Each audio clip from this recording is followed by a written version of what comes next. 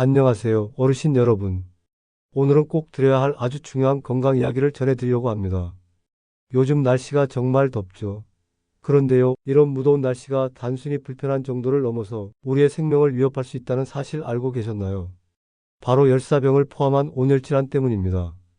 여러분, 이건 단순히 땀 좀 많이 흘리고 어지러운 게 아니라 제대로 대처하지 않으면 사망까지 이를 수 있는 질환이에요. 특히 65세 이상 어르신들은 젊은 사람들보다 위험이 훨씬 크다는 점 기억해 주세요. 1. 우리는 왜 여름을 조심해야 할까요? 옛날에도 여름 더웠지. 이 정도는 견딜만해. 이렇게 생각하시는 분들 많으시죠? 하지만 요즘의 여름은 예전과 다릅니다. 기온도 더 높고 폭염일수도 늘어났고 습도까지 높아요. 게다가 나이가 들면 우리 몸의 체온 조절 능력도 떨어지기 때문에 조금만 더워도 열이 쉽게 오르고 갈증도 잘 못 느끼게 됩니다. 즉, 위험에 노출되기 쉬운 몸 상태라는 뜻이에요.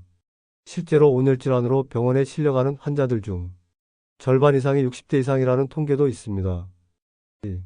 온열질환에는 어떤 종류가 있을까요?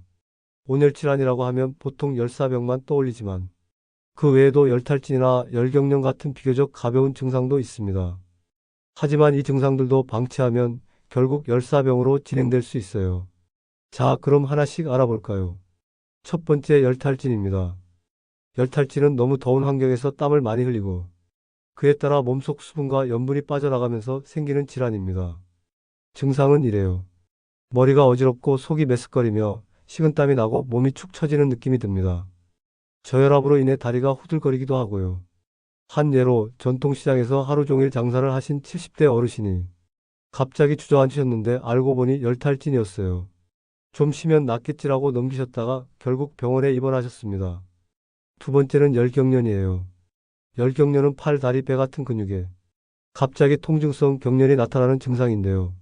더운 날 땀을 많이 흘리면 우리 몸은 수분은 물론이고 염분도 함께 빠져나가는데 염분을 보충하지 않으면 이렇게 경련이 생깁니다. 텃밭에서 일하시던 65세 할아버지가 물을 많이 마셨는데도 허벅지가 갑자기 당겨서 못 걷겠다고 하셨어요. 염분 섭취가 부족했던 거죠. 그리고 마지막이자 가장 위험한 열사병입니다. 열사병은 체온이 40도 이상으로 급상승하면서 우리 몸의 체온 조절 중추가 마비되는 상태입니다. 땀이 아예 나지 않고 피부가 붉어지고 뜨거워지고 두통, 오한, 구토, 심하면 의식까지 잃게 됩니다. 이건 절대 기다리면 안 됩니다. 즉시 119를 불러야 하고 빠르게 체온을 낮춰야 해요. 3. 열사병 이렇게 대처하세요. 자, 만약 주변에 열사병이 의심되는 분이 있다면 당황하지 말고 이렇게 해보세요. 첫째, 119에 신고합니다. 이건 기본입니다. 무조건 빠르게 신고하세요. 둘째, 시원한 그늘로 옮겨 눕히세요. 햇빛을 피하는 것만으로도 체온이 급속히 내려갑니다. 셋째, 옷의 단추나 허리띠를 풀어 체열을 방출할 수 있게 합니다. 넷째, 젖은 수건으로 몸을 닦아주세요. 특히 목, 겨드랑이, 사타구니 같은 부위는 피부 바로 밑에 큰 혈관이 지나가기 때문에 그 부위를 시원하게 해주면 중심 체온이 빠르게 내려갑니다. 다섯째, 부채나 선풍기로 피부에 있는 물기를 증발시키며 체온을 낮춥니다. 여섯째, 의식이 있다면 시원한 물이나 이온 음료를 조금씩 마시게 합니다. 하지만 의식이 흐리거나 구토 증상이 있으면 절대 억지로 먹이지 마세요. 4. 사소해 보이는 증상도 방심하지 마세요. 열사병은 갑자기 나타나지만 사실 그 전에 몸이 보내는 작은 신호들이 있습니다. 괜히 피곤하네, 머리가 띵하네, 숨이 좀 차네. 이런 증상은 이미 열탈진이나 초기 열사병의 가능성입니다. 이 상태에서 계속 일을 하거나 움직이면 체온이 더 올라가고 위험한 상황이 됩니다. 그러니 무더운 날에는 내 몸이 보내는 신호에 더 예민하게 귀를 기울이셔야 합니다. 5. 시니어를 위한 여름철 실천 수칙. 자, 이제 예방 방법 알려드릴게요. 아무리 더워도 우리가 지켜야 할 기본 수칙만 잘 따르면 충분히 안전한 여름을 보낼 수 있습니다.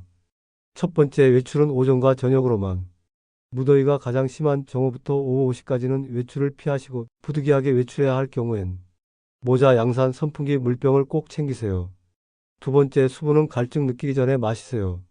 더위에 탈수 증상이 나타나면 이미 늦은 경우가 많습니다.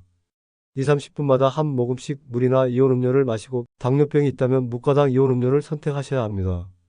세 번째, 옷은 시원하고 밝은 색으로. 통풍이 잘 되는 면 소재 옷을 입고 모자나 선글라스로 햇볕을 차단하세요. 네 번째, 실외에서 일하시는 분은 꼭 기억하세요. 농작업, 건설, 택배 같은 일을 하시는 분들은 2, 30분마다 그늘에서 쉬고 일 시작 전 체온 체크 그리고 소금도 함께 준비하세요. 어르신 여러분, 더위는 피할 수 없는 자연현상입니다. 하지만 온열질환은 피할 수 있는 건강 문제입니다. 오늘 제가 드린 이야기 기억해 두셨다가 이번 여름 꼭 안전하고 건강하게 보내시길 바랍니다. 이 영상이 도움이 되셨다면 좋아요와 구독 눌러주시고 주변 가족들과 이웃 어르신들께도 공유해 주세요. 우리 모두 함께 건강한 여름 보내요.